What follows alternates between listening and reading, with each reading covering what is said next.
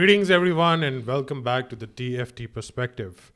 Viewers, apparently, what we heard about Mr. Yahya Sinwar on 16th of October has been confirmed because Israeli Defense Forces have released basically a video, a combat footage in which we can witness and we can see how Mr. Sinwar was fighting till his last breath. A lot of pundits, a lot of journalists are now claiming that whatever happened on 16th of October is exactly like Israel shooting herself in the foot. How can you say that? Let me explain this. So during the footage, there are three kind of footages. One is a standstill picture in which Mr. Sinwar can be seen. He lost his right hand because of a tank fire, as well as two of his compatriots who were following him inside Rafah. Another major thing was that he was carrying an AK-47 rifle as well as his esteemed, silenced pistol. He keeps on mentioning during his speeches, as well as what the drone footage afterwards. He had, performed a tourniquet on his right hand in order to stop the bleeding. And according to many IDF sources, according to many Israeli journalists, they claim that during his last moments, he also, dropped two grenades in order to hurt the IDF as much as he can. That's the sole purpose of a resistance fighter, whatever you define him as. He was not a coward, basically. And all this, consistent bickering of Mr. Sinwar hiding alongside 101 Israeli hostages, and he's keeping human shields with him. That's the only reason the IDF has not been able to either kill him or, capture him. That's all come down like a brick of rocks. So the another important aspect is of the history of the resistance movement. We had witnessed so many, fighters falling due to IDF forces' actions inside Gaza.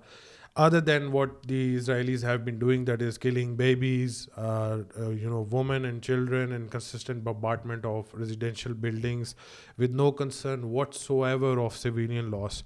Now, the US has also reported, in fact, confirmed that Israel is deliberately stopping humanitarian aid to pass inside Gaza, and their program of consistent starvation inside Gaza is of huge concern, especially for the Biden administration, who has suggested that Israel lift this blockade immediately so that humanitarian aid may pass through.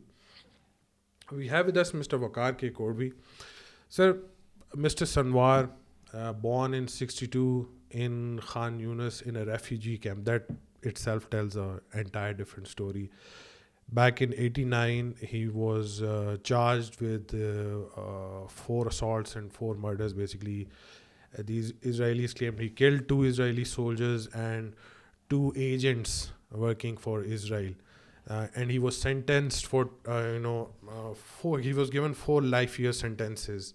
But after 22 years, in a deal for the release of 1 IDF soldiers, if you remember it, Israel, released around 1,000 Palestinian prisoners from Israel, including Mr. Yahya Sinwar. How do you see the imagery coming out of this video footage? Did he die a coward, or did he die for a cause he fought for a very long time? Yeah, I think we want to look at the sentiments. What is there in the Palestinian sentiment? I was just watching Middle East Eye, interviews of Palestinians just after that. On one side, we have Israeli media and Indian Godi media, trying to make fun of it and probably thinking the resistance is over. They tried to do it with Hassan Nasrallah. And what they're getting now, I think everybody knows that what's happening to North Israel. In case of Yahya Sinwar, I think it is very clear that he was a born fighter. And somehow, I think Israelis or at time Indian, they forget that when you oppress a people, you may have eliminated a lot of their leaders. We've seen in Hamas, in Hezbollah, top leadership, going one after the other. And then somebody else comes up and picks up the flag. So I think despite that these videos came from Israeli Defense Forces, And somebody's mentioning that he was like Japanese samurais, Yeah. that you finally, fight it out till last breath, Mhm. with last blood. So I think it'll become a symbol of resistance, even more than Hassan Nasrullah, the way he conducted himself. Or you can compare him with Tipu Sultan. Mhm. Despite that, after Tipu Sultan, the British claimed that they were able to then capture the entire India. But his picture now with the sword, fighting till last, there's something very, very similar. So I think he's Yeah. going to become a legend. He was already a legendary figure, whatever the West may call it, because he was doing it for his people. He was doing it for Palestinian cause, as you mentioned now. There are reports that probably people who are buried under the debris for a couple of months now. Yeah, according to many American doctors who have been operating inside Gaza, they provided with evidence, with the amount of people getting admitted inside hospitals, in makeshift hospitals after the consistent bombardments, and people claiming that a lot of people are still under Unaccounted. the debris.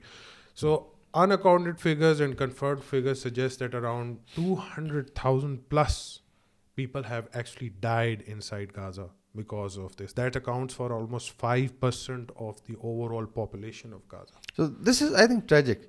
And if you compare now the force on both sides, forces, let's compare Hamas and its leadership with the IDF. IDF is so-called mighty power with latest weaponry, surveillance system, supported by, US.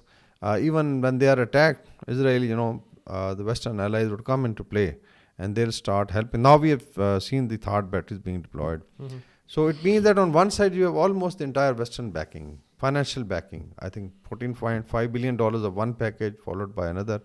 And then if you look at even, I think, let's say, expenditure on dome system. Mhm. I think Now billions, they've also multi-billion. deployed the third system Third inside system. as well. So now compare it with, I would say, helpless Palestinian fighters with small arms, practically. They don't have tanks. Maybe they have improvised some rockets and Raga grenade. So in that sense, I always say that it's like basically, a huge army with latest weaponry and backup from the entire world fighting against, almost helpless fighters who are bare hand. Basically, if you even look at Yahya Sinwar's last videos, that he lost one of his hand, the right hand, and he's still fighting. He tries to attack the drone, and I think this will go a long way in actually giving a fillip to Palestinian cause. Unlike what Joe Biden or Western media or Western leaders, I've seen now one leader after the other, claiming that they've eliminated a terrorist. But for us, I think he was a freedom fighter, and like Hassan Nasrullah, his legend is going to stay there. And I think these last footages of his shahadat or martyrdom are going to actually become legend themselves. So I think Israel is, you rightly pointed out, shot Yeah, I herself mean, in the foot. during his last moments, when after the drone footage, they said that IDF forces entered, and then they witnessed the body of the Shaheed. I saw a lot of the IDF members, including their commander at that time, extremely serious and perplexed, very confused. Maybe they thought that maybe he was to be found with human shields or something like that. That's the amount of negative perception that is amongst many people in Israel. But what they found out was the complete opposite picture. Yeah, I think they also took. I've seen some picture of Halawi, the IDF chief, was also later on taken there. Yes. And you can look at the body language, look at his face. He's almost scared when I think he was told. So there were no hostages, no women, no children, and all the propaganda that, let's say, Yahya Sinwar was using them as human shield is, I think, gone for a six. Main thing is that whatever the sacrifice the Palestinians have paid through blood must be acknowledged by the international community, and I think they should now go for basically solving the Palestinian problem. Yes. As They've given mandated by so UN much resolution. blood already. So much. They have And suffered so much. as the figures go, have you seen the streets of Gaza? Yes. Now it's a very small strip, like 40 kilometers in length, and maybe at That's places it completely is flattened. 10, at places it is 20 kilometers. Very small place and highly dense. Mm-hmm. And then you surround it, you cut it off from rest of the world. even from the seaside, you conduct a real genocide. And we look at the ordnance delivered in terms of kilotons. We have discussed it earlier also, but now it is being said almost equal to 4 Hiroshima bombs. So, and the death and destruction is almost similar to what happened in Nagasaki and Hiroshima. If you look at the pictures, look at the videos, the Gaza has been literally, razed to the ground. Within that, there are people.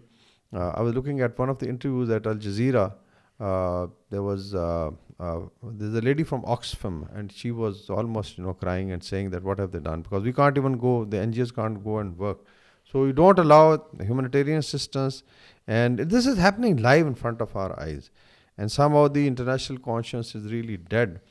And Zionists have actually proven that... This is considered as one of the first live-streamed genocide for the world to see. Yes, because previous genocides were mostly, there were some pictures or history was written later on.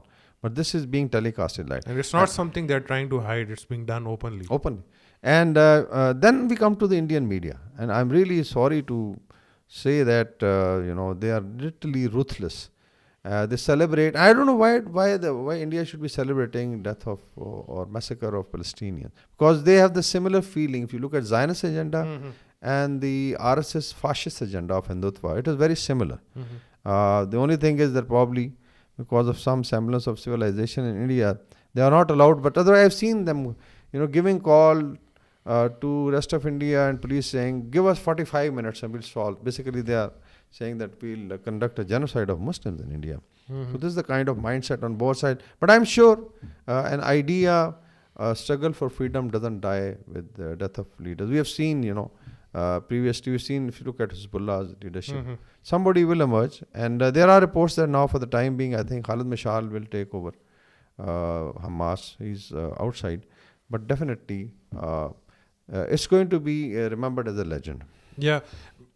I don't know why Mr. Benjamin Netanyahu in his speeches repeatedly says that this war can be ended very easily. You return our hostages, and that, the people of Gaza need to ensure that Hamas surrenders weapons. Then we came up with the videos and responses from the Palestinians. If you are going to kill so many people, their loved ones and their daughters and sisters, to maybe get 101 of your hostages, in which apparently the Israeli IDF forces have already killed many hostages during their certain operations. But 101 people, and then, the blood of 200,000 something individuals, unknown figures. Is that justifiable? I think even if you look at the 7th October attacks and the way IDF retaliated, there is one operation known in the Israeli military is known as Honeyball option. Honeyball is that you can kill your own people. And now there are reports that a lot of hostages, so-called, were killed by the IDF itself. And then I think even when Ismail Haniya was alive, they reached very close to negotiations. But of course, like even Saudi Arabia has said it, Pakistan has said it, the OIC has said it, and the United Nations Secretary General is saying it, that give the rights to Palestinians, then they can coexist. But there's so much of bloodshed now has happened. And as we look at history of Yahya Sinwar, that he was also born in a refugee camp, and then what he had seen his ancestors were basically dislocated from the city of Ashkelon to Khan Yunis beforehand. Yeah. So that happened even before that. So it's a repeat of consistent apartheid being built up to multiple generations, and they face the same thing. I mean, the expected age of youngsters inside West Bank and Gaza is less than 30, I think. Yes, that is the average age. Now, if you look at the continuity of the genocide, there is a Dahiwa policy, I think we did discuss, since Ben Gurion's time in, I think, late 40s or early 50s. And they knew it that demographically Palestinians were a majority in the zone and in the occupied Palestine. And there'll never be a chance for, let's say, Israelis or Jewish community to overpower them demographically. So then they came up with the idea of Dahiwa policy. It was that Dahiwa is basically mowing the grass. And this is, I think, very, very, I would say, ruthless kind of terminology for human being. That when one generation is ready, becomes young, you mow down the grass. So it means that you push them back, in terms of development, in terms of let's say any military capability, any resistance. And this has been happening. So then there was resistance, because initially there was definitely Arabs who fought them in three major wars, right from I think 1948. Then you had Sinai campaign. Then you had 67 war, then Yom Kippur war, and later on there were definitely settlement in Camp David. And somehow after that, Palestinians were left on their own. And now it appears that this is the you can say this is the fourth intifada, and also fifth or sixth phase of the Hiva genocide. So the only thing is that, as you mentioned, that now it is so much being live telecasted, and still before that we have also seen, IDF conducting number of operations. You remember, in last 10 years they would enter Gaza and do whatever they wanted to do. I feel that now maybe there'll be more resistance from West Bank, and but I think maybe the sense prevails. They can look for a solution. Even Joe Biden has called for it. If this much of bloodshed, sacrifice by Palestinians cannot wake the conscience of international community, I think then we are dead basically. And then another factor is that you are providing them with more recruits for the upcoming generation. The consistent hate being built up because of your own atrocities that you have been causing for them for centuries, and then you expect that they somehow do terror attacks or something like that. It's a very absurd terminology, interlinking resistance with terrorism. Whatever happened in October 7, a lot of people are calling it as a response to what was ongoing for basically tens and tens of years. So if according to Mr. Benjamin Netanyahu, who came up with the latest statement that we are going to hunt you down wherever you are, if this resistance speaks up again, we have witnessed some attacks taking place inside Khan Yunis, inside Rafah against IDF forces, inside northern Gaza Strip as well. So we don't see a sporadic decline of resistance. It's picking up the ante basically from Lebanon and from Gaza. So what's the end solution then? You just have to level the entire place as per Israeli policy? Yeah, because ultimately you can't kill a movement. Also, there is a news today. I was looking at X that again from Jordan, there has been attack on Israeli soldier. 2 soldiers are killed or injured. I don't know. So it means that the Jordanian Palestinians, a lot of Palestinians who live in Jordan, and then the Arab street itself.